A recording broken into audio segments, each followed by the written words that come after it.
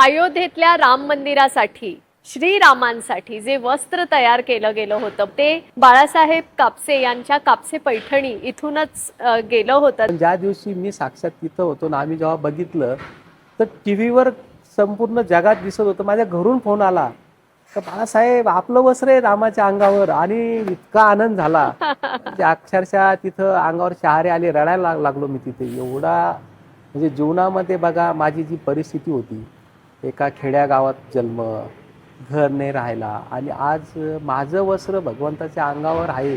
जागतिक लेवलला ज्या विषयाची चर्चा किंवा जो विषय मोठा होता, अशा प्रकारचं वस्त्र आम्ही क्या बात आहे. प्रथम दिवशी जे भगवंत रामाच्या अंगावर जे पिवळ्या रंगाचं वस्त्र होतं ते आमचं होतं, आणि ते प्लेन होतं, जे माहीत नाही हा कोणत्या प्रकारचा चमत्कार होता.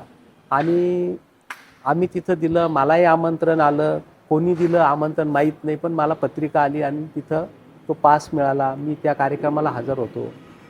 तोपर्यंत आम्हाला माहीत नव्हतं ते वस्त्र वापरतील का काय.